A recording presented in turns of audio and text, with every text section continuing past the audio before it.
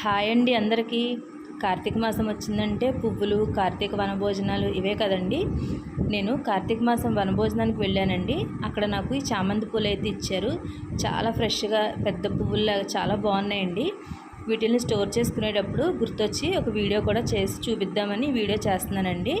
ఇవి ఎక్కువ రోజులు స్టోర్ చేసుకోవడానికి ఇలా ఒక వెడల్పుగా ఉన్న ఎయిర్ టైట్ కంటైనర్ కానీ లేకపోతే స్టీల్ బాక్స్ కానీ తీసుకుని ఇలా ఒక టిష్యూ వేసుకోండి. టిష్యూ మందంగా ఉండటం వల్ల నేను ఒక టిష్యూ వేస్తున్నాను. కొంచెం పలచటివి అయితే 2-3 వేసుకోండి. ఈ టిష్యూని ఇలా వేసుకున్న తర్వాత ఈ పువ్వులన్నీ మరీ నొక్కినట్టు కాకుండా ఇలా అన్నీ కూడా ఒకదాని మీద ఒకటి అన్నట్టుగా పేర్చుకోండి. నా వీడియోస్ కనుక మీకు నచ్చినట్లయితే ప్లీజ్ లైక్ చేయండి, షేర్ చేయండి, సబ్స్క్రైబ్ చేయండి.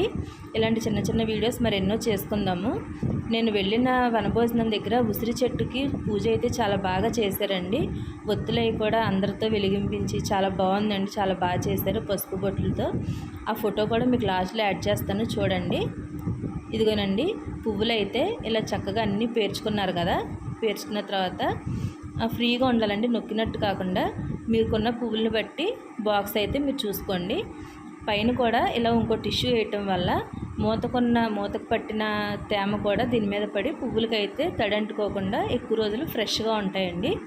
ఇప్పుడు పైన అయితే ఇలా మూత పెట్టేసుకుని గట్టిగా నొక్కేసుకుని ఫ్రిడ్జ్లో పెట్టుకున్నారంటే ఈజీగా మనం ఎప్పుడు కావాలంటే అప్పుడు మీకు ఎన్ని కావాలంటేనే ఫ్లవర్స్ వాడుకోవచ్చు.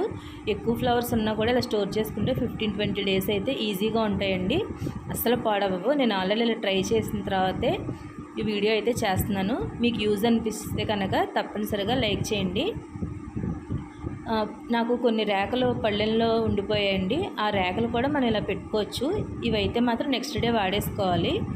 నాకు ఎందుకు ఇవి కూడా పడేయాలనిపించలేదండి. చాలా ఫ్రెష్గా ఉన్నాయి కదా. ఈ వైట్ పువ్వు ఒకటే కొంచెం నలిగినట్టు అనిపించిందండి.